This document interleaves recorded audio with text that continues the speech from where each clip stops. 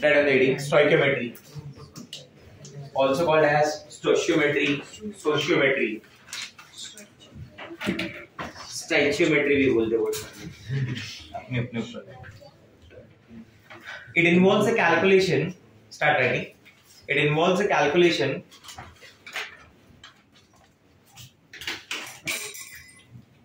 It involves the calculation of amount of. It involves the calculation of amount of reactant. Amount of reactant or product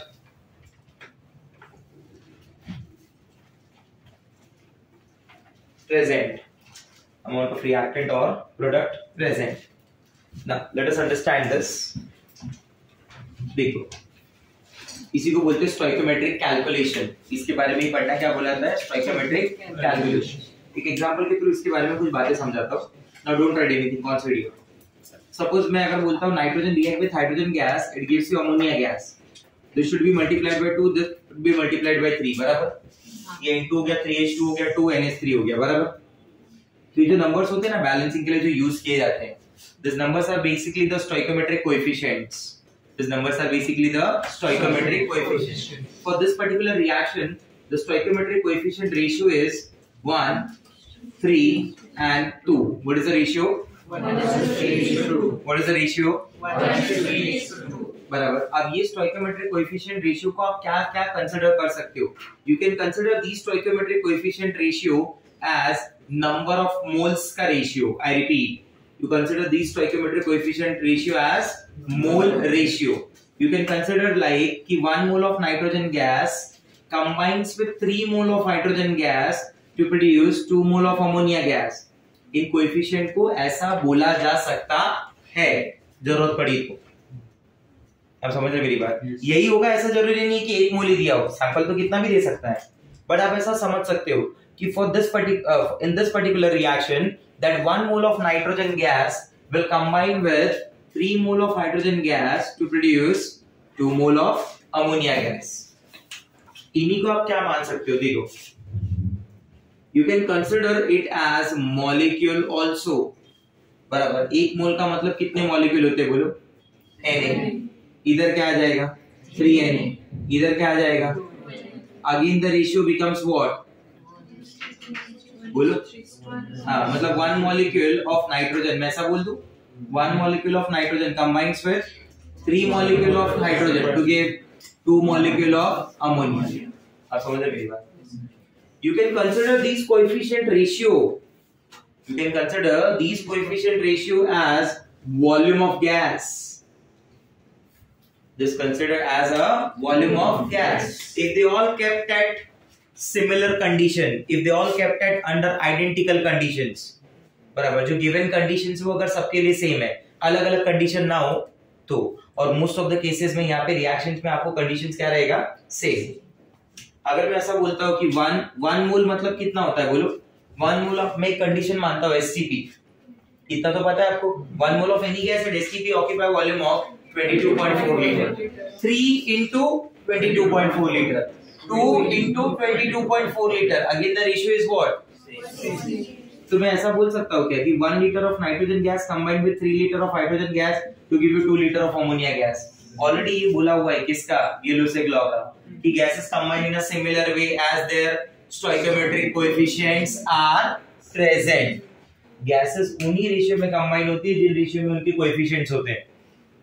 gases उन्हीं ratio में combine होती है जिन ratio में उनके coefficients होते हैं. तो इधर कोएफिशिएंट कौन से रेशियो में? 1, 3, 2. 1 liter of this combined with 3 liter of this to give 2 liter of this.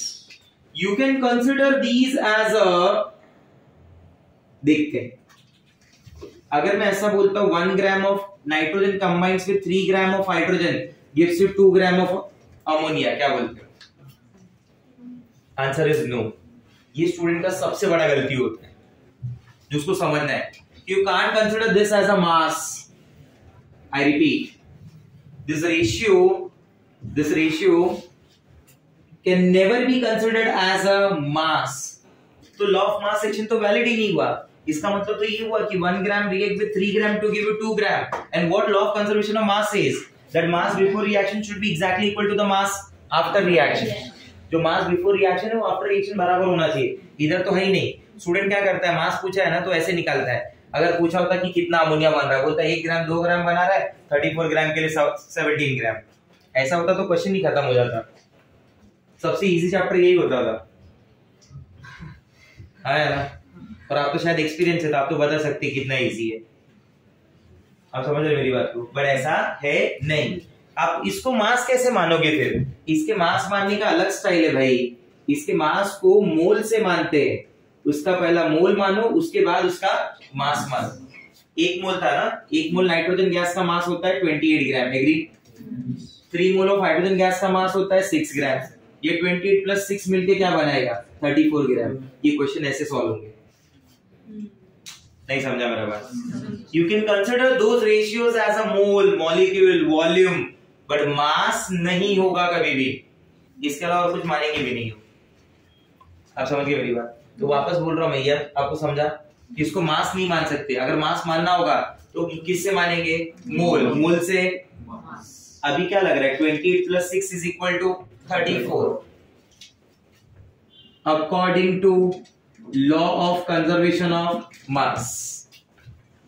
भी तो प्रूव हो गया ना कि 28 प्लस 6 इज व्हाट? 34। दूसरी साइड पे भी क्या है? 34।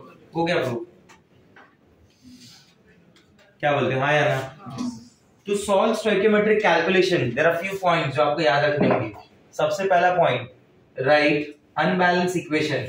क्वेश्चन देख के ना सबसे पहला अनबैलेंस इक्वेशन बना लो, बराबर। किसका रेफरेंस लेके? क्वेश्चन का रेफरेंस लेके। Sometime they will give you ionic reactions. आपको रिएक्शंस में इतना प्रॉब्लम नहीं आएगा, ठीक है, क्योंकि आपके रिएक्शन कहीं ना कहीं देखे हुए रहेंगे, ठीक है। सिलेबस का रिएक्शन होता है, कुछ पहले पढ़ा दिया जाता है, कुछ बाद में पढ़ा जाते हैं। Right unbalance equation. इमीडिएट क्या करना है? Without balancing you can't proceed. I repeat, without balancing you can't proceed. बिना बैलेंस के कुछ नहीं कर सकते, बराबर। उसका अगला काम सी स्टोइकियोमेट्रिक कोएफिशिएंट रेशियो। उसके बाद इमीडिएट क्या देखो? Stoichiometric coefficient ratio. ये 3 चीजें करनी है, बराबर। ऐसे क्वेश्चंस को सॉल्व करने के लिए स्टोइकियोमेट्रिक कैलकुलेशन के क्वेश्चन को सबसे पहला अनबैलेंस इक्वेशन लिखने का, बैलेंस करने का, कोएफिशिएंट के रेशियो को देखने का, फिर आगे बात करना है। क्लियर है? तो here I am starting with the type 1 numericals. The type 1 numerical is basically the single reactant based numerical. ये ना सिंगल रिएक्टेंट बेस्ड न्यूमेरिकल होता है। व्हेन आई से सिंगल रिएक्टेंट बेस्ड, मतलब या तो ओरिजिनली उस क्वेश्चन में एक ही रिएक्टेंट होगा। अगर उसके पास एक से ज्यादा रिएक्टेंट भी है ना तो उन बाकी को एक्सेस में मान लिया जाएगा। मतलब उनका रहना या नहीं रहना मेरे लिए कोई काम का रिएक्शन के लिए है, मेरे लिए वो क्वेश्चन क्या हो जाएगा? Single reactant. जैसे बोला ए रिएक्ट विद बी, बराबर। 40 कार बॉडी, कितना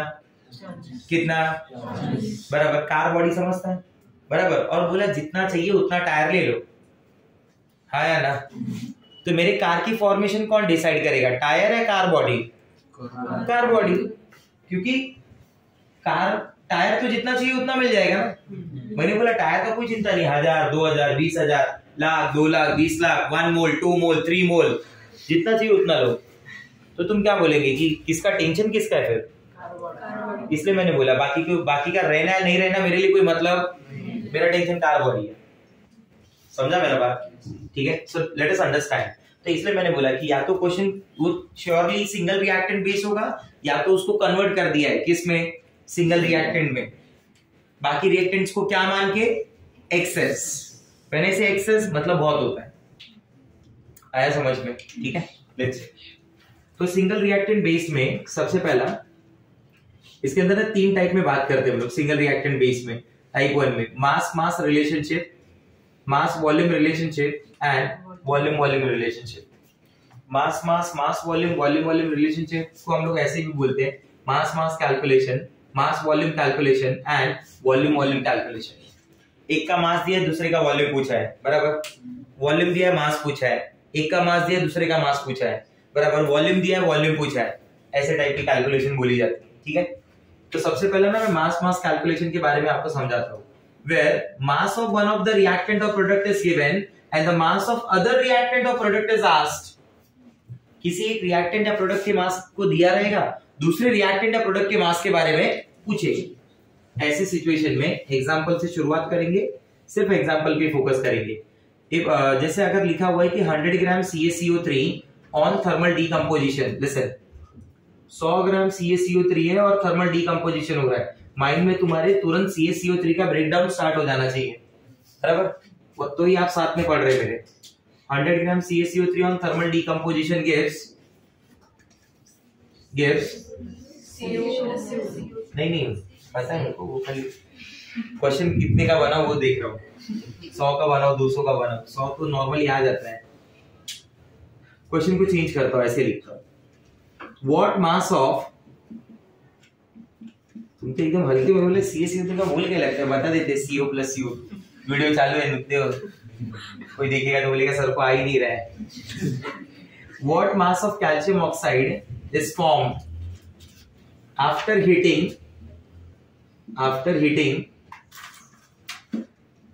20 ग्राम ऑफ CaCO3? ठीक है, क्वेश्चन चेंज कर दिया थोड़ा सा। CaCO3 का डीकंपोजिशन स्टार्ट करिए, क्या हो जाएगा बोलो? CaCO3 will give you CaO plus CO, बराबर? मैंने बोला ये तीन बातें बिना सोचे समझे याद रखनी है। Write unbalance equation, balance it and see stoichiometric coefficient. कोई भी रिएक्शन लिखो, तीन बातें पूछो, फिर आगे बढ़ो। क्या ये बैलेंस है? क्या इसकी अनबैलेंस भी क्या बैलेंस भी हो गया? कोएफिशिएंट रेशियो चेक कर लिए, 1 1 1, बराबर। CO2 का इधर कोई यूज नहीं है बेसिकली। CO2 इज लाइक कड़ी पत्ता, पता है ना कड़ी पत्ता? खाना बनाने में सबसे पहले डालते हैं, देसी खाना बन जाए सामने जिसके भी देंगे वो पहला कड़ी पत्ता ही निकालता है कि नहीं? तो लाइफ में कुछ भी बने, कड़ी पत्ता ना बने। इधर तुम्हारी पहले बहुत जरूरत है, बाद में वो मिल गए तो तुमको भगा दिया। तो लाइफ में कुछ भी बन जाना सब चलेगा, मेरे को कड़ी पत्ता मत बनना। तो CO2 कड़ी पत्ता है, काम हो गया उसका, बाहर निकाल दिया उसको। मुझे इन दोनों पे फोकस करना है। What is the coefficient ratio? 1:1। इसका मतलब क्या हुआ कि 1 mole of CaCO3 will give 1 mole of Ca। क्या इस मोल को मैं मास में कन्वर्ट कर सकता हूँ? हाँ। क्या मैं ऐसा लिखता हूँ 1 gram of this will give 1 gram of this? तो मैंने बोला क्वेश्चन 20 ग्राम 20 देगा, बात खत्म, खाली रेशियो समझ लो बस। ऐसा नहीं है। तो इसका 1 मोल क्या होता है मालूम है? 100 ग्राम, और इसका 1 मोल होता है 56 ग्राम, बराबर? समझा कैसे? कैल्शियम का मास होता है 40, ऑक्सीजन का होता है 60, तो ये आएगा 56। 100 ग्राम कितना दे रहा है? 56 ग्राम, बराबर। तो 200 ग्राम कितना देगा? इसका डबल, बराबर। तो 20 ग्राम कितना देगा? हो गया सॉल्व। अरे नहीं समझा क्या किया? ये देखो भाई, 100 ग्राम से कितना आया? तो 20 में से पूछा है ना उसने, क्या हो जाएगा? बराबर। एक सॉल्व कर लेना, आंसर आ जाएगा। आया समझ में? 56 into 100 अपॉन 20, 11.2 आना चाहिए। 56 गलत हो गया क्या?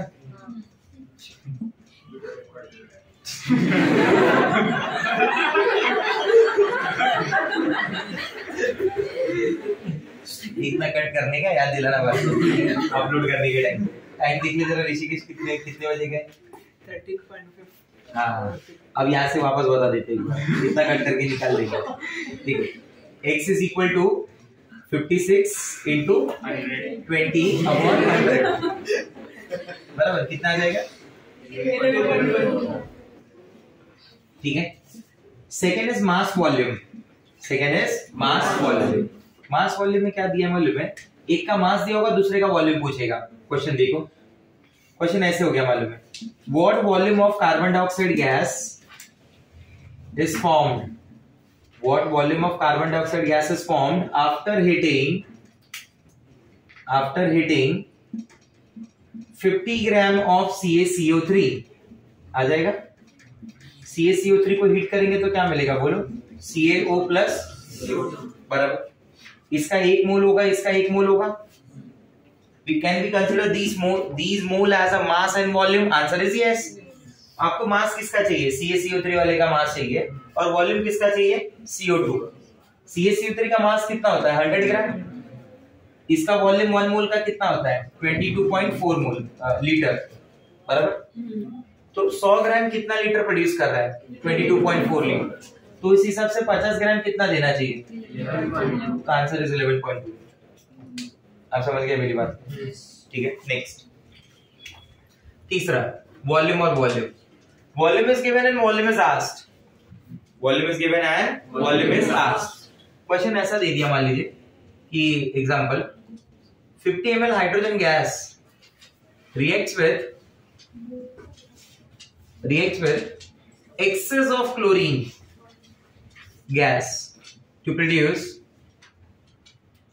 HCl. क्वेश्चन है find out the mass of HCl produced, या find out the actually volume है, बराबर।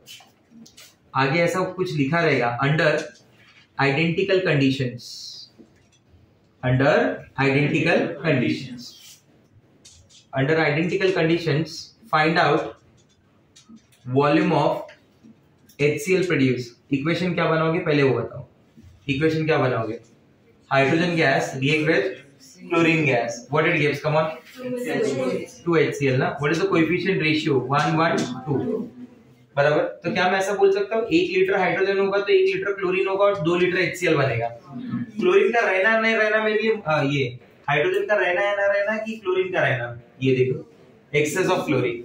तो इसका रहना नहीं रहना मेरे लिए मैटर नहीं, क्योंकि एक्सेस है मतलब वो चाहिए, जितना चाहिए उतना ले लो। रिएक्शन की डिपेंडेंसी उस पर खत्म हो जाती है। इसी के लिए तो बोला जाता है ना कि ऑर्डर ऑफ रिएक्शन उससे मतलब नहीं रखता।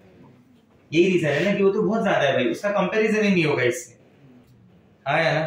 ठीक है, तो मैं क्या बोलूंगा कि अगर 1 लीटर इतना है तो इधर 50 ml के हिसाब से क्या हो जाएगा, बराबर। ये 1 का 2 लीटर दे रहे थे, 50 के कितना देगा? 100 ml।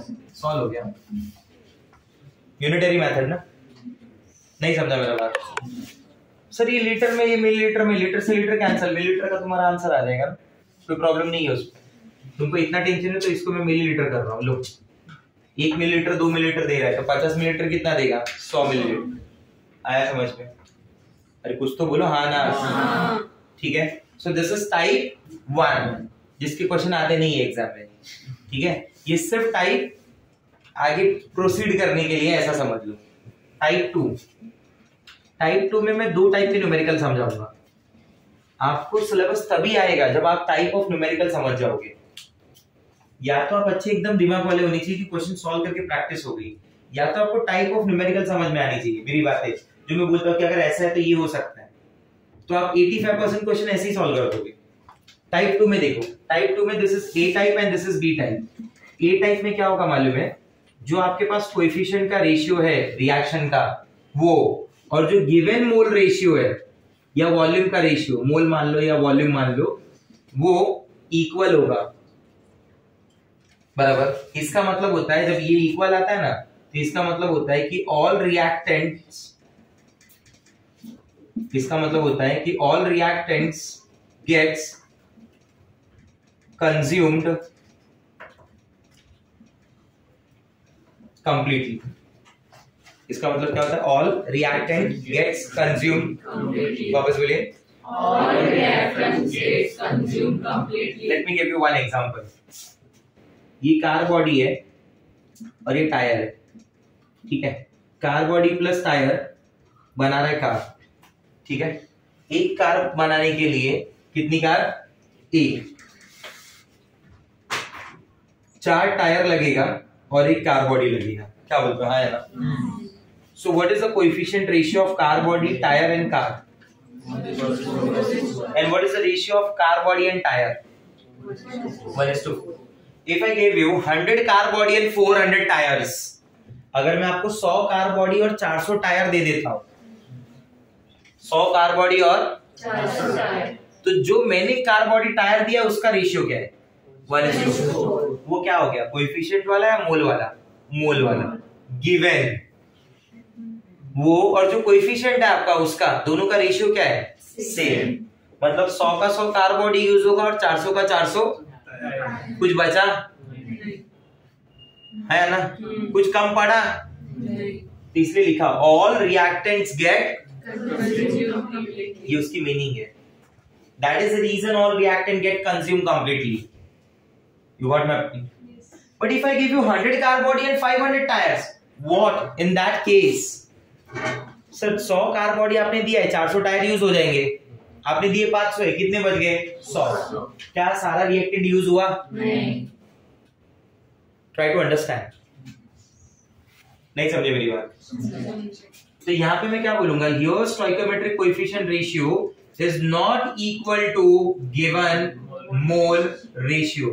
ये given mole ratio के बराबर नहीं होगा. बराबर. तो in this case only one reactant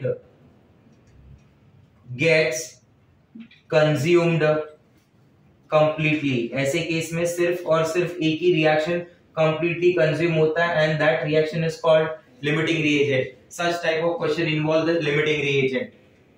ऐसे टाइप का क्वेश्चन क्या इन्वॉल्व करता है? यस. आप समझ पा रहे मेरी बात को? बोलो हाँ या ना? ठीक है.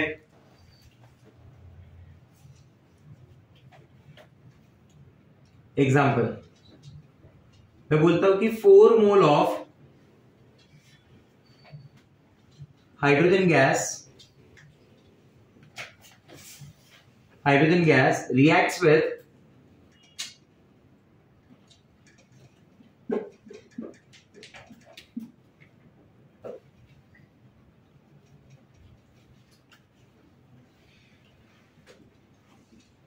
2 mole of oxygen gas to produce water. Find out mass of water produced.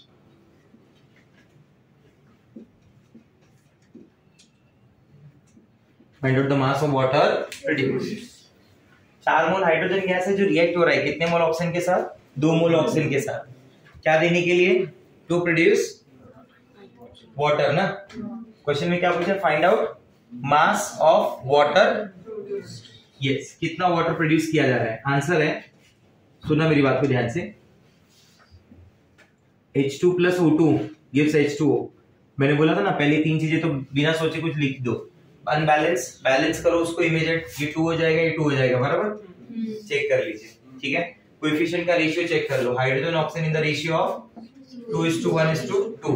बराबर. अब सीधा आ जाओ उसके बाद मोल रेशियो पे. अब आपको गिवन मोल कितना दिया है? 4 मोल और 2 मोल. 4 और 2 रेशियो क्या हुआ? 2:1. 4:2 नहीं, 2:1 ना. और इसका भी रेशियो क्या हुआ? 2:1. तो गिवन मोल रेशियो और कोएफिशिएंट रेशियो क्या है? सेम. मतलब ये टाइप 2A न्यूमेरिकल है. जितना भी होगा सब यूज हो जाएगा. बोला हाँ या ना? ठीक है. अब ऐसा देखो कि इसके 2 मोल से ये कितना बन रहा है? बराबर. तो इसके 4 मोल से ये कितना बनेगा? हो गया, क्वेश्चन खत्म. इधर वाटर कितना प्रोड्यूस होगा? 4 मोल. बराबर. 4 मोल के हिसाब से मास क्या हो गया? 4 into 18 ग्राम, दैट इज 72 ग्राम. नहीं समझा? क्लियर हो रहा है बात मेरा? अगर मान लीजिए ऐसा क्वेश्चन है, इसका एक एग्जांपल दे रहा हूं.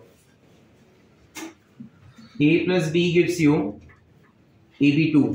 तो ये इक्वेशन क्या बन जाएगी? a plus 2b give you ab2. Initially time 0 पे मैंने a के 100 मोल माने और b के 5000 मोल माने या 500 मोल माने. 5000 ज्यादा हो जाएगा थोड़ा. ये 100 हो गया और वो कितना हो गया? 500. 0 टाइम पे प्रोडक्ट कितना होता है? 0. अब मुझे बोलो what is the coefficient ratio? बराबर. कितना ये? हाँ, ए और बी का बताओ खाली. और मोल का रेशियो क्या आ रहा है? क्या दोनों इक्वल है? So this is type 2A और type 2B. This is type 2B. It involves the concept of limiting reagent. Without limiting reagent इसका कुछ पॉसिबल ही नहीं है. बोलो क्या बोलते हो? गलत है? समझ रहे हैं क्वेश्चन कैसे जज करेंगे? तो step by step type 1 type 2 ऐसे स्टेप बाय स्टेप फॉलो करते जाएंगे. पहले चेक करो ये 3 चीजें. See the coefficient ratio, go for the given mole ratio. If they are equal it means कुछ टेंशन ही नहीं है. तब तो बहुत इजी क्वेश्चन है. खाली रेशियो कंपेयर करो, आंसर बोलो. बट अगर लिमिटिंग रिएजेंट है तो find out the limiting reagent. अगर लिमिटिंग रिएजेंट है तो फर्स्ट बोलो हाँ. लिमिटिंग रिएजेंट के लिए क्या करना होता है मालूम है? गिवन मोल या वॉल्यूम जो भी दिया है, गिवन मोल हो या वॉल्यूम हो, दोनों में से दोनों यूज हो जाते हैं अपॉन कोएफिशिएंट का रेशियो। जो भी उस एलिमेंट का उस रिएजेंट का कोएफिशिएंट का रेशियो होगा ना वही यूज कर लो। जैसे इधर गिवन मोल कितना है और इसका कोएफिशिएंट कितना है, दूसरे वाले का देखो 100 अपॉन क्या हो गया 100 आ गया। इसका गिवन मोल कितना है, रेशियो कितना है, कितना आएगा बराबर। जिसके रेशियो का वैल्यू स्मॉलेस्ट आया that value would be smallest for limiting reagent. अगर मैं बोलता हूं इस रेशियो का वैल्यू होता है x, क्या वैल्यू होता है x, value of x is smallest for the limiting reagent. Value of x is smallest for the limiting reagent. I repeat, value of x is smallest for the limiting reagent. इसका कौन है limiting reagent, बोलो। ये limiting reagent हो जाएगा, बोलो हाँ या ना। ये लिमिटिंग रिएजेंट, ये एक्सेस हो गया। अगला लाइन सुना ध्यान से। Use only limiting reagent for stoichiometric calculations. Use only limiting reagent. पहला पॉइंट मैंने क्या बोला कि value of x would be smallest for limiting. वो वैल्यू ऑफ x सिर्फ और सिर्फ किसके लिए स्मॉल होगी, लिमिटिंग रिएजेंट की, बराबर। दूसरा पॉइंट मैंने क्या बोला उसमें, use only limiting reagent for stoichiometric calculation. इसके अलावा तुम किसी को भी यूज कर रहे हो तो तुम गलत कर रहे हो। फिर भी करना चाहते हो तो करो एट योर ओन रिस्क। आप समझ रहे हैं मेरी बात को, बराबर। Use only limiting reagent for stoichiometric calculation, जैसे यहाँ पे मैं यूज कर रहा हूँ। समझ आ रहा है मेरा बात।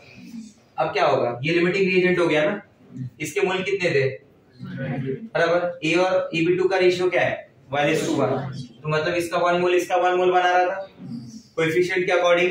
तो इसका 100 मोल सामने वाले का कितना बनाएगा, आंसर आ गया 100।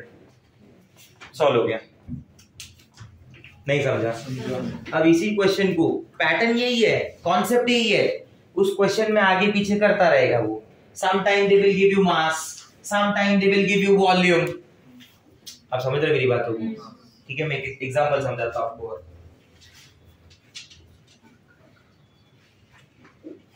देखिए इसके एग्जांपल देखिए, ये तो नॉर्मल ऐसे एग्जांपल था आपको समझाने के लिए, इसके नीचे ही लिख लेना, ठीक है। एग्जांपल देखो, एग्जांपल कैसा पूछ रहा है मालूम है कि अगर मैं ऐसा बोलता हूं कि a plus B gives you Ab2 बराबर।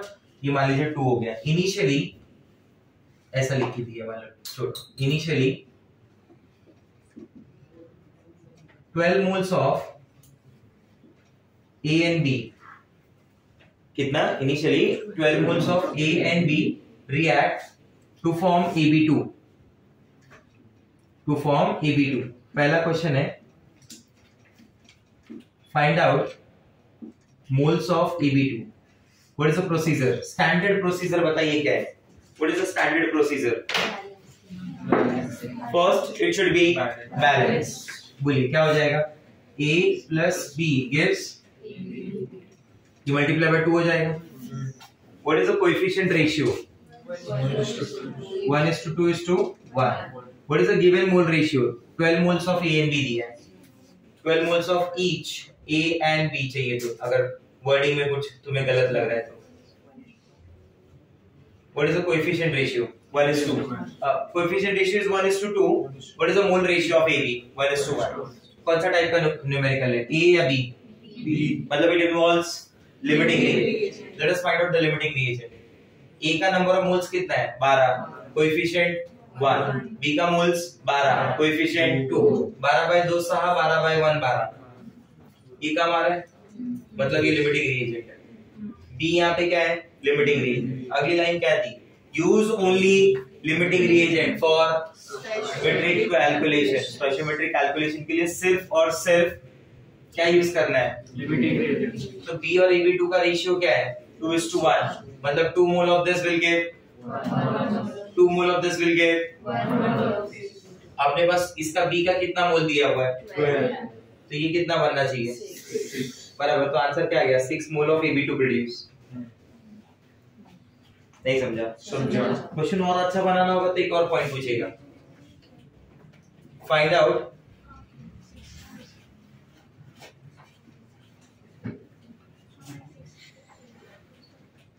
बोलो, पुट आउट, बोलो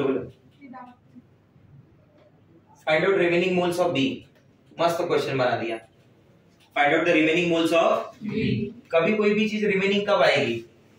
जब उसका टोटल पता हो और उसमें से तुमने कितना खत्म कर दिया वो बताओ। तो that is total minus use. Total तो पता है, चिल्ला चिल्ला के लिख रहा है 12, यूज लाना पड़ेगा ना, यूज के लिए अलग सॉल्व करना पड़ेगा। यूज कैसे आएगा? किसकी हेल्प से मिलेगा? बी की हेल्प से ही मिलेगा ना। ए किससे कंबाइन हो रहा है? रिएक्शन का प्रोडक्ट कौन डिसाइड करता है? Limiting reagent.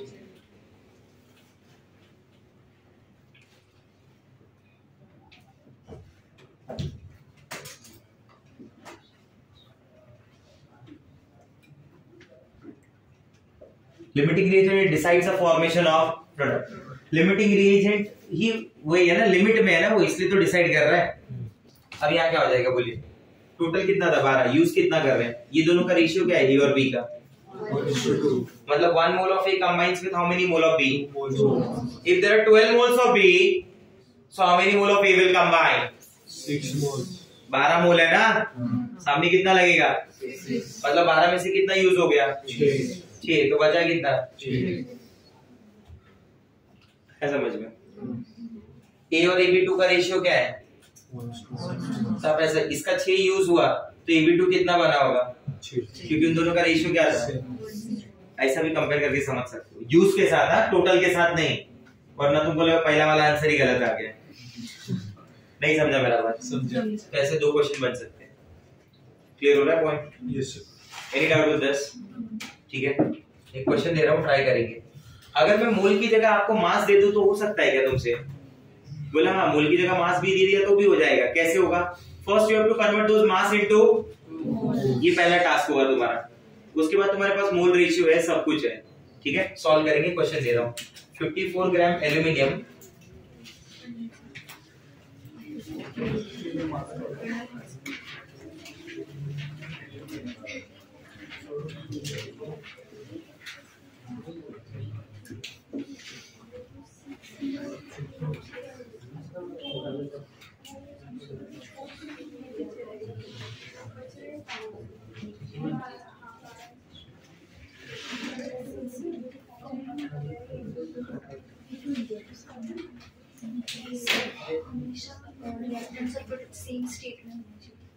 नॉट नेसेसरी, किसी भी स्टेट में अपने को क्या फर्क पड़ता है? ये देखो, ये सॉलिड में, ये गैस में, ये सॉलिड में, ये गैस में, गैस वाला उड़ जाता है, सॉलिड वाला रेसिड्यू बोला जाता है। अब अगर कहीं पे भी वर्ड यूज होता है ना रेसिड्यू, तो वो सॉलिड है।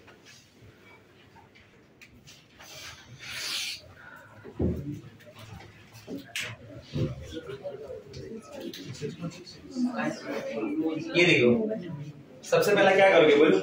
बातें। राइट द बैलेंस इक्वेशन ना, aluminium plus oxygen give you what? Al2O3। ये कितना हो गया? 2। ये 3/2 हो जाएगा। बैलेंस हो गया? देखो जरा क्या किया है मैंने 4A + 3O2 किया, रेशियो डिवाइड हो जाता है, वैसा करना है। बट नंबर इतना बड़ा क्यों ले रहे हो तुम? Easy.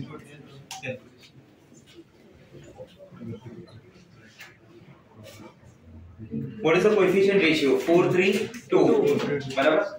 Let us find out the number of moles. Aluminium का मोल ना 2 है और ऑक्सीजन का मोल 10 है। समझा कैसे? 54/27, 320/32। ये 2, ये 10। What is the coefficient ratio? 1:5। उधर क्या है? 4:3 ना। तो इसका मतलब टाइप 2 ए या टाइप 2 बी? टाइप 2 बी का आंसर है। अब टाइप 2B की अगर प्रॉब्लम है ये, तो लिमिटिंग रिएजेंट ढूंढना पड़ेगा। नंबर ऑफ मोल्स कितना है? 2 डिवाइड बाय 4। ये कितना है? 10/3, 3.33। 2/4 इज 1/2, 0.5। कौन है लिमिटिंग रिएजेंट? एल्यूमिनियम। तो जो भी डिसाइड करेंगे that is with respect to aluminium. आपको सबको समझा एल्यूमिनियम लिमिटिंग रीजन कैसे हुआ? इधर कैलकुलेशन में यही यूज होगा। व्हाट इज तो उस हिसाब से 4 और ये कितना देगा 2। आपके पास कितना मोल एल्यूमिनियम है? तो 2 से कितना मिलेगा? मतलब how many mole of Al2O3 is produced? हो गया खत्म आंसर। 1 मोल Al2O3 है। क्या बोलते हो, सही है? 1 मोल Al2O3 का मास कितना हो जाएगा? 102 ग्राम होगा शायद। नहीं समझा? कितने लोगों के आंसर करेक्ट है? 102 ग्राम। लास्ट पार्टिसिपेंट समझा? क्या कर दिया था? 4 का 2 है ना? आपको तो कितना पूछा है? तो 2 का कितना है? उसी में अगला क्वेश्चन लिखो। ये A था, ये देखो A क्या था, उसमें B लिखो। फाइंड आउट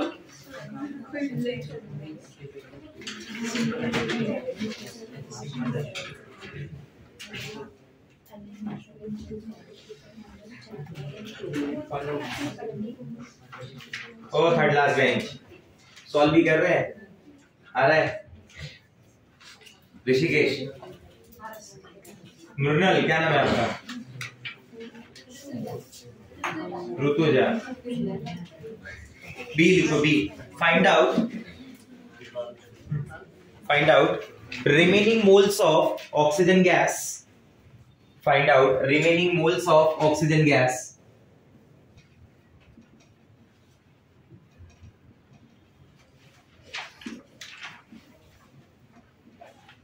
क्या हो जाएगा? Total minus is equal to remaining ना? आना बोल दो भाई। टोटल कितना दिया हुआ है? आई थिंक टोटल तो 12 है ना? अरे नहीं 10 था ना? 10 पिछले में रफ कर दिया ऐसे। 10 था ना? यूज देखो जरा, इन दोनों की यूज होने का रेशियो क्या है कोएफिशिएंट का? 4:3। मतलब इसके 4 मोल के लिए कितना लगेगा? 3। तो 4 के लिए 3 लगता है। अपने पास एल्यूमिनियम के कितने मोल थे? 2। तो 4 के लिए 3, तो 2 के लिए कितना? 1.5। तो यूज होगा 1.5। रिमेनिंग कितना आ गया? 8.5। चेक कर लीजिए। आ रहा है सारा समझ में? Done guys? Next type 3। अब इसका एक अलग टाइप का क्वेश्चन, टाइप 3 लिखे।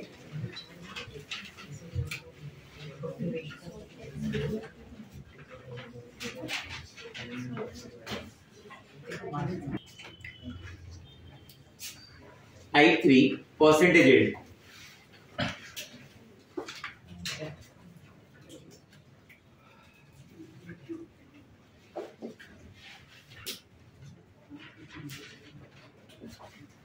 टाइप 3 जो है ना परसेंटेज यील्ड का क्वेश्चन है।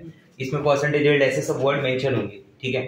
परसेंटेज यील्ड का मतलब क्या होता है पहले समझ लो। एक एग्जांपल के थ्रू समझाता हूं आपको। मान लो एक reaction A + B gives you AB, बराबर?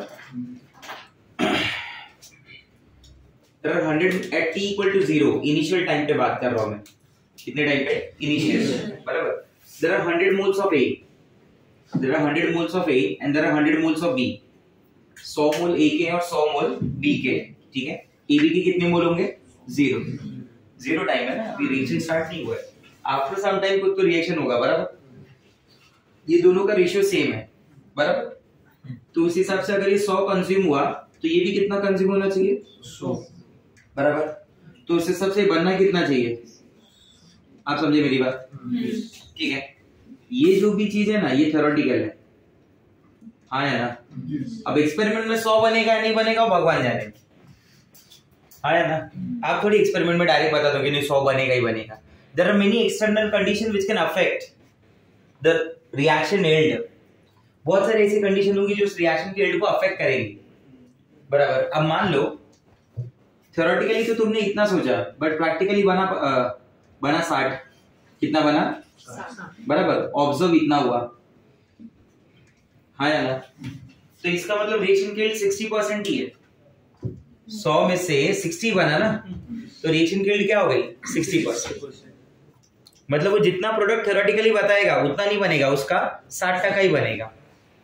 अगर मैंने बोला 50 ही ऑब्जर्व हुआ तो रिएक्शन की यील्ड कितनी हो गई? 50, हाँ है ना। मेरे हिसाब से तुम दिन में एक कार बना रहे थे, बराबर, या दिन में 2 कार बना रहे थे, ठीक है। तो मेरा कैलकुलेशन ये था कंपनी में कि तुम लोग पूरे महीने में मिलके 60 कार बना दोगे, 30 डेज में 60 कार, बराबर। या फिर मान लो तुम्हारी कैलकुलेशन इजी करने के लिए तुम्हें बोला गया था 1 महीने में तुम 100 कार का एवरेज बना रहे, 100 कार बना रहे थे, तुमने 100 कार की जगह इस बार 80 बनाया, मतलब तुम्हारी एफिशिएंसी 100 की थी ना, वो 100% होती थी, तुमने बनाया 80, मतलब इस बार तुम कितने एफिशिएंट थे काम को लेके, 80%। नहीं समझा? तुम्हारा अगर कार 40 ही बनता तो इसका मतलब तुम कितने एफिशिएंट थे, 40%। ऐसा हुआ, इसको बोलते हैं percentage yield. Percentage yield find out कैसे करेंगे? परसेंटेज यील्ड फाइंड आउट करने के लिए number of moles observe upon number of moles theoretical multiply by 100, this is the formula. अगर वो क्वेश्चन में परसेंटेज यील्ड पूछना चाहता है तो observe number of moles should be given, क्योंकि आप इधर एक्सपेरिमेंट नहीं कर पाओगे। आप क्या कैलकुलेट करोगे? थ्योरेटिकल। कैसे? सेम जैसा आज तक करते थे कि टाइप 2A टाइप 2B वैसा। अगर इसी क्वेश्चन को मैं ऐसे बोलता कि A प्लस AB2 बन रहा है, बराबर, ये दिया है 100 मोल, ये भी दिया है 100 मोल, तो इसमें कोई एक लिमिटिंग रिएजेंट हो गया, हाँ है ना, because coefficients are in the ratio of 1:2 and moles are in the ratio of 1:1।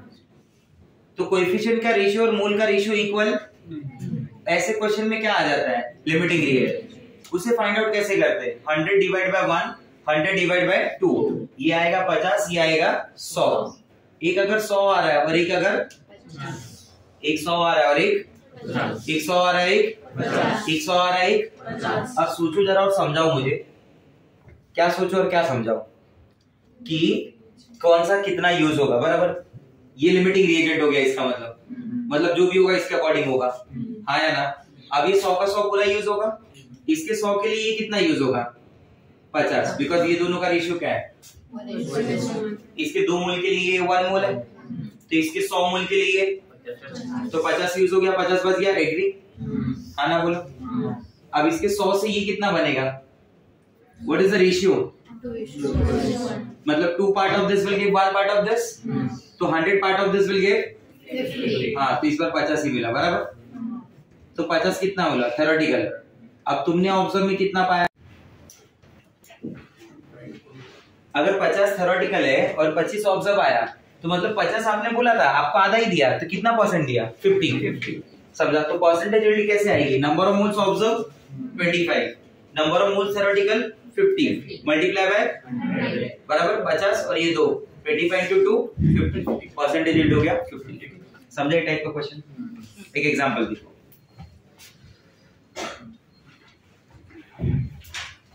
एक रिएक्शन ऐसा A प्लस बी गैस, या फिर इतना कॉपी करो, मैं क्वेश्चन बोलता हूं तुमको।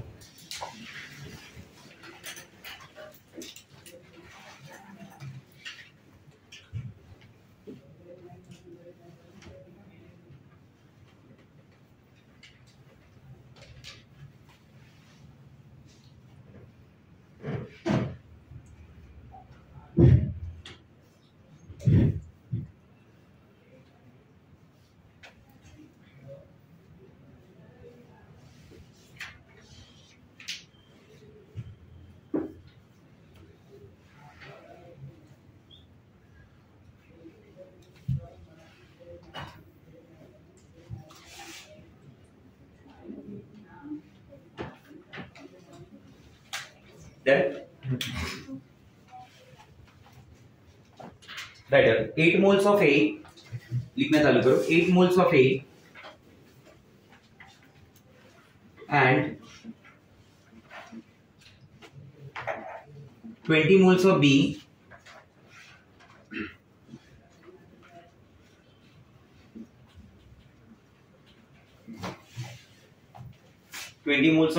react to form 3 moles of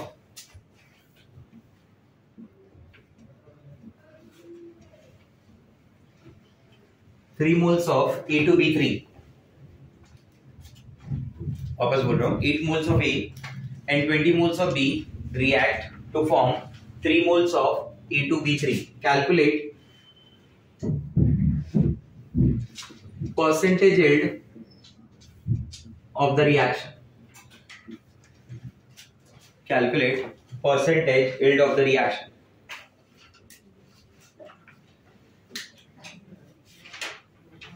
Calculate percentage yield of the reaction. CO. देखो रिएक्शन ऐसा दिया हुआ है A plus B gives you A2B3. ठीक है, एक क्वेश्चन में सॉल्व करके बताता हूँ, बाद में आपको देता हूँ सॉल्व करने के लिए.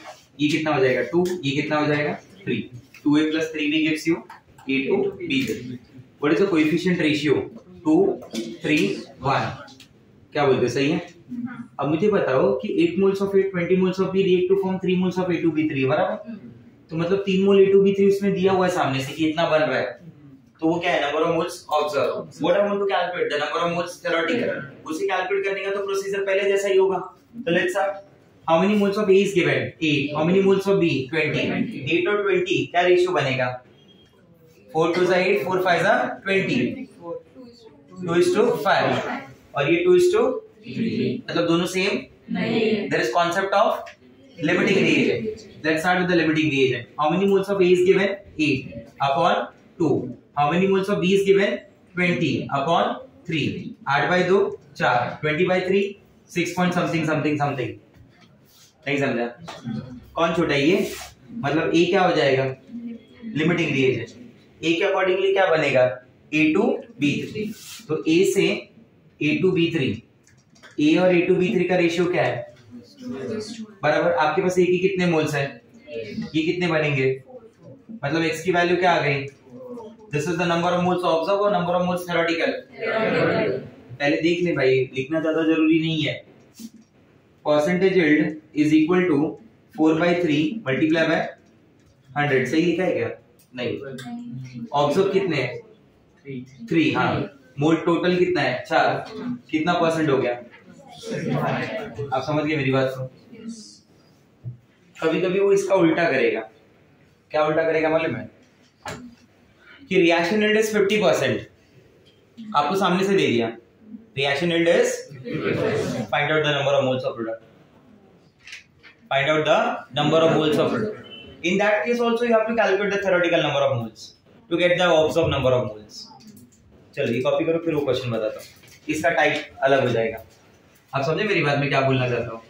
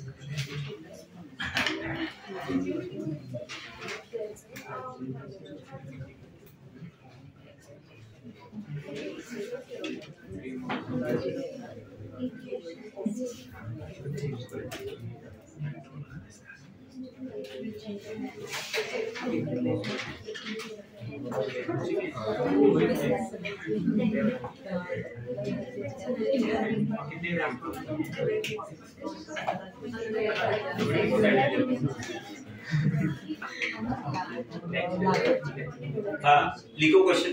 30 liter of dinitrogen gas. 30 liter of dinitrogen gas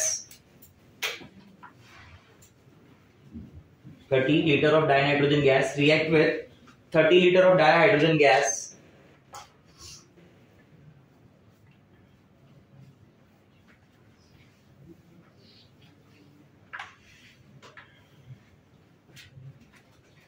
to produce ammonia. इस प्रोसेस का नाम हेबर्स प्रोसेस है, पता है ना? ऐसे सिमिलर काइंड ऑफ क्वेश्चन एक साल पूछा गया था, बट तब ये क्वेश्चन वही है, खाली उस समय नाम होता था EIPMT। ठीक है, 30 litre of dinitrogen gas react with 30 litre of dihydrogen gas to produce ammonia. लिखा? आगे लिखना। If the reaction yield is 50%, if the reaction yield is 50%, reaction का जो परसेंटेज yield है ना वो 50% है, बराबर? फाइंड आउट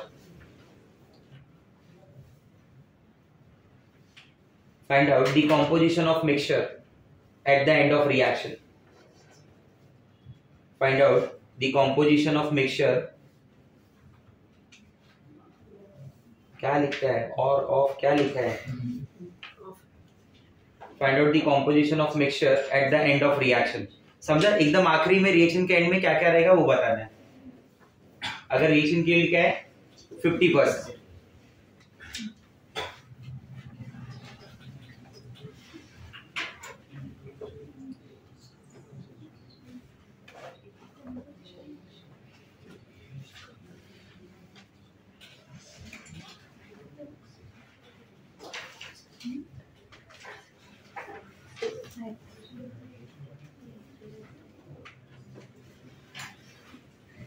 या फिर ऐसा करो, पूरा कॉम्पोजिशन का मिक्सचर मत बताओ, तुम सिर्फ इतना बता दो कि अमोनिया कितना बनेगा बस। Find out the amount, find out the volume of ammonia gas produced. पूरे कंपोजिशन का मिक्सचर नहीं चाहिए मुझे। Find out the volume of ammonia gas produced.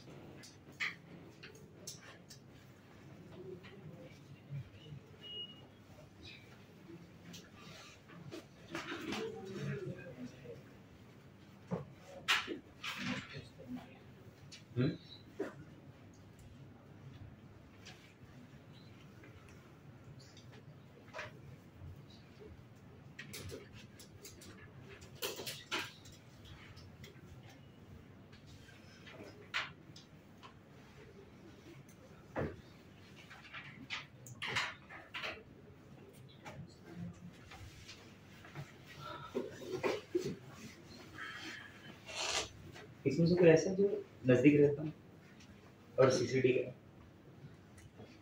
कितना दूर रहते हैं? धीरज कितना दूर है? मूल कॉन्सेप्ट का नोट्स है पूरा नाम? आपने नहीं पढ़ा? नोट्स देखना पड़ेगा। तुमको कौन सा नोट दिया था? पुराना वाला दिया था या नया वाला दिया था?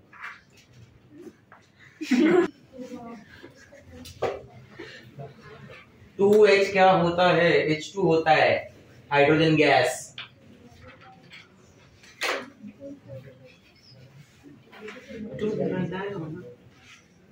अरे वो उसको बोलने का स्टाइल है, वो dinitrogen, dihydrogen, dioxygen, they are called as oxygen, nitrogen, hydrogen gases only. तो ये N2+H2 होता है, N2+H2 गिव्स अमोनिया। रिएक्शन लिख के दूं क्या उधर? नहीं ना, आ जाएगा ना, ट्राई करके देखो।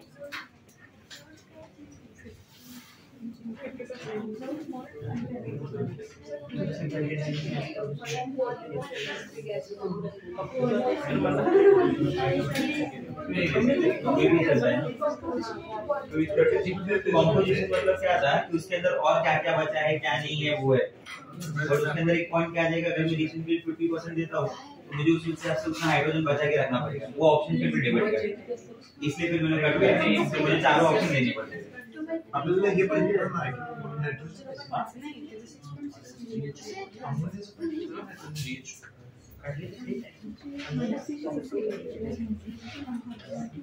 बस।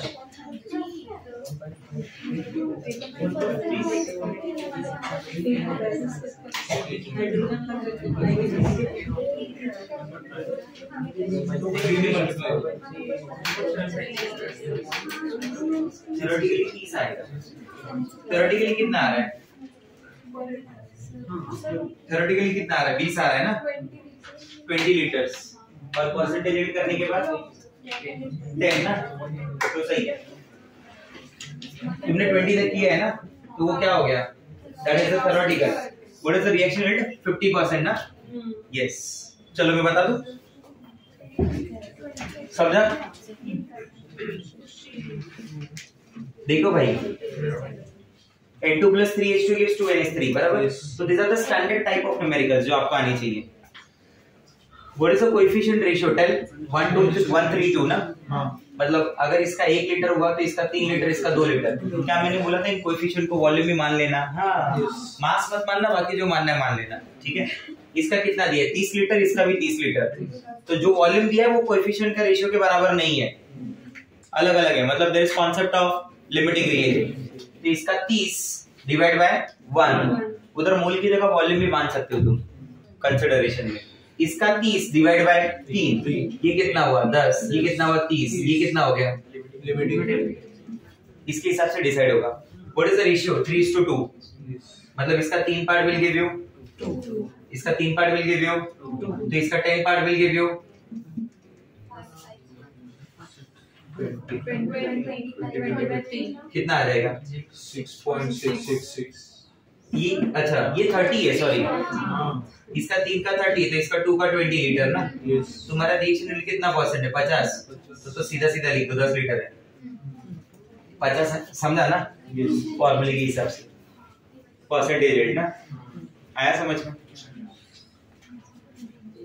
टाइप 4,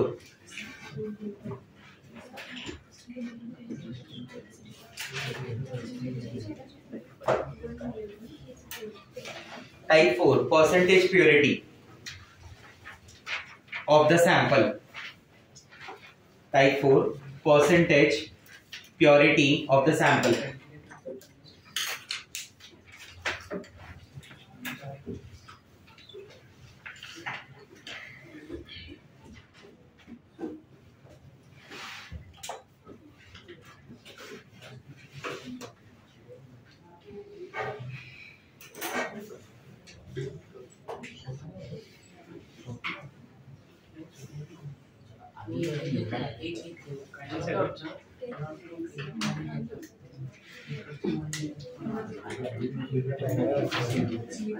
लिखा percentage purity, that is formula directly.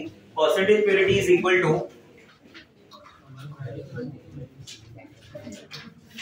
actual mass upon total mass of the sample multiply by 100. Percentage कोई भी हो, मल्टीप्लाई बाय 100 तो आ ही जाएगा ना तुरंत। परसेंटेज प्योरिटी हो जाएगा actual mass upon total mass multiply by 100।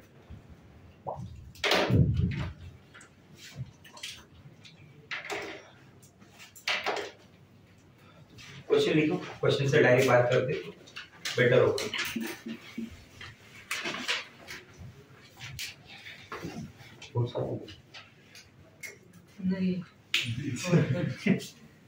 बस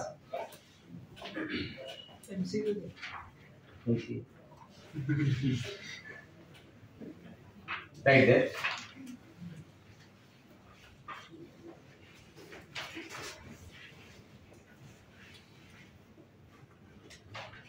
A chalk sample exactly requires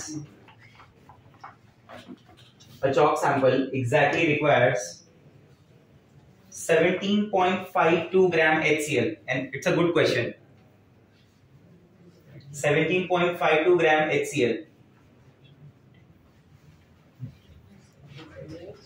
17.52 gram HCl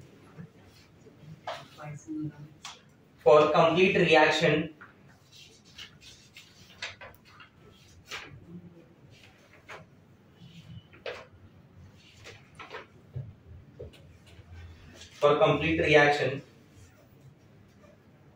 with all CaCO3 present in it.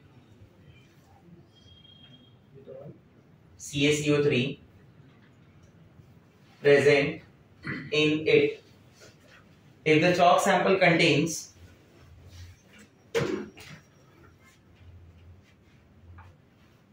Continue लिख दिया। If the chalk sample is, ऐसा था present in तक लिखा।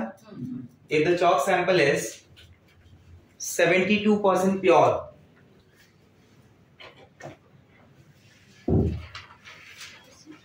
if the chalk sample is 72% pure,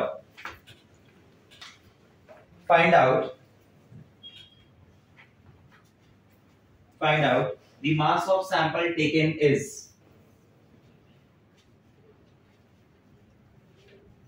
find out the mass of sample taken is,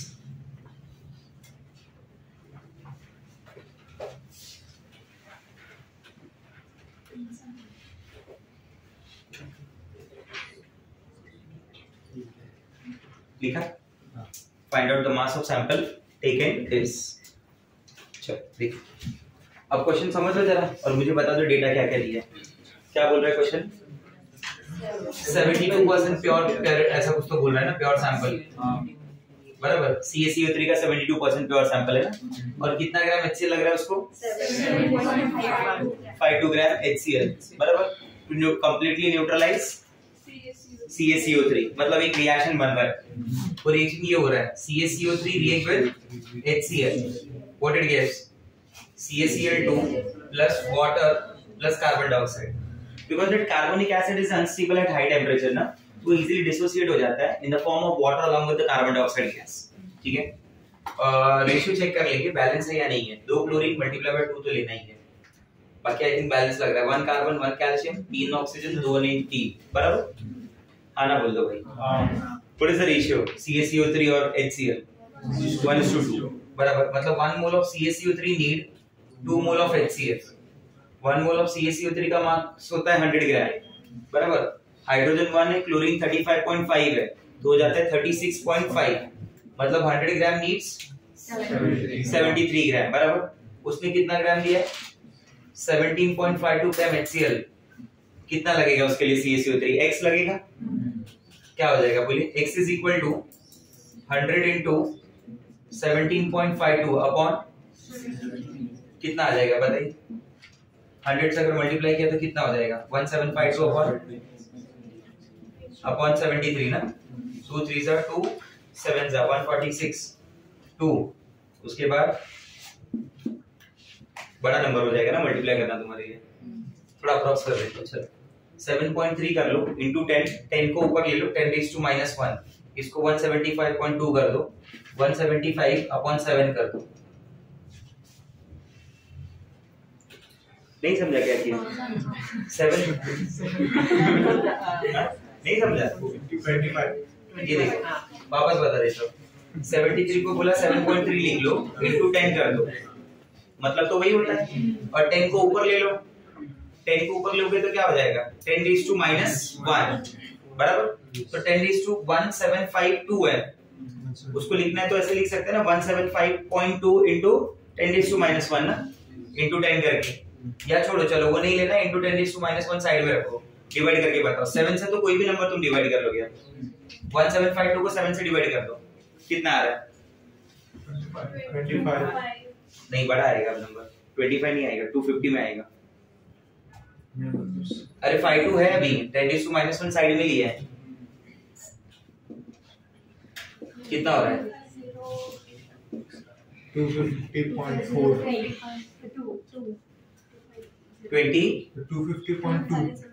250.2 मतलब 250 मान के चलो इंटू 10⁻⁻1 कितना आ जाएगा? 25 बराबर।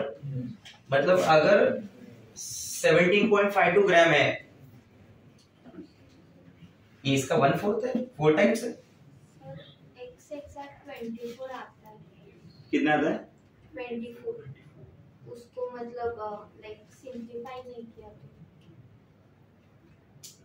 अच्छा वैसा चलेगा, कोई फर्क नहीं पड़ेगा। ऑप्शंस इतनी दूर दूर रहेंगे कि आपको एग्जैक्ट कैसे समझा? मैंने डिवाइड पूरा डिवाइड किया, ठीक है, बट ऐसा नहीं करना है अपने को एग्जाम में, ये टाइम आप कंज्यूम करेंगे ज्यादा। इसलिए मैंने बोला ना ऑड नंबर दिख रहा था ना एकदम। ये तो अभी तुम क्या पहली बार बोल रहा हो, वरना इसको 70 मानता, उसको 1750 या 1750 या 1700 मान लेता। 7 वो भी कैंसिल कर देता था, 170/7 ही रखता था खाली। आप समझे मेरी बात? आपको ऑप्शन 4 कैसे आते हैं? दूर दूर आते हैं ना, तो चारों जब ऑप्शन दूर दूर आते हैं तो उसका फायदा उठाओ ना। नहीं समझा मेरा बात? अप्रोक्स करो, समझ जाएंगे आप। ये एग्जैक्ट आंसर मैं बता दूंगा बुक में से देख के क्या है, तो यू विल गेट आइडिया कितना दूर का ये हो रहा है। 25 आ रहा है ना, तो मतलब 17.52 ग्राम होगा, तो ये CaCO3 कितना कंप्लीटली न्यूट्रलाइज होगा? 25 ग्राम। अगर 100% प्योरिटी है तो ये सब 100% पे है ना। अब तुम्हारे फॉर्मूले पे आ जाओ, परसेंटेज प्योरिटी कितनी है तुम्हारे पास? 72 बराबर। एक्चुअल मास कितना है इसका? 25 ना, मल्टीप्लाई बाय 100। टोटल मास उसने बोला ना, निकाल के बताओ टोटल मास कितना होगा। x हो गया, इधर आ जाएगा 25/72 इनटू 100 ना, ठीक है। अगर मैं इसको 24 मानता हूं तो ये क्या हो गया? 1/3 हो गया। 1/3 इनटू 100 कितना हो गया? 33.33। मतलब ये जो सैंपल दिया होगा उसका मास 33.33 के आसपास होना चाहिए। सर आंसर क्या है उसका, उस क्वेश्चन का?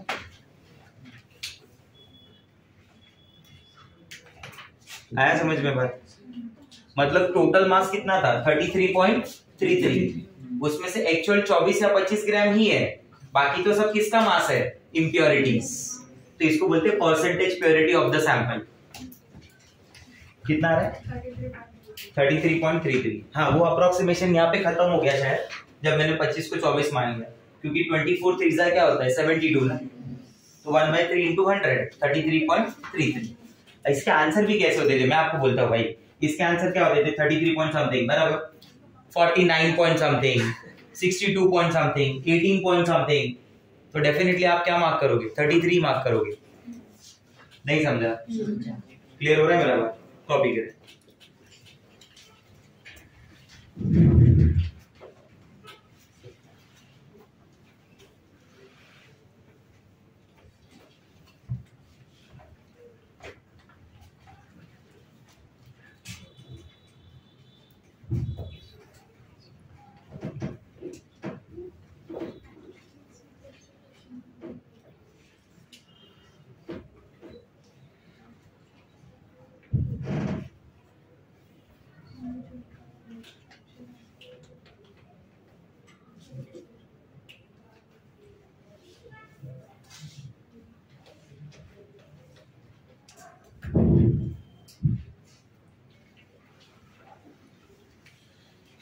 समझ गए सब लोग कैसे करना है ये वाला क्वेश्चन?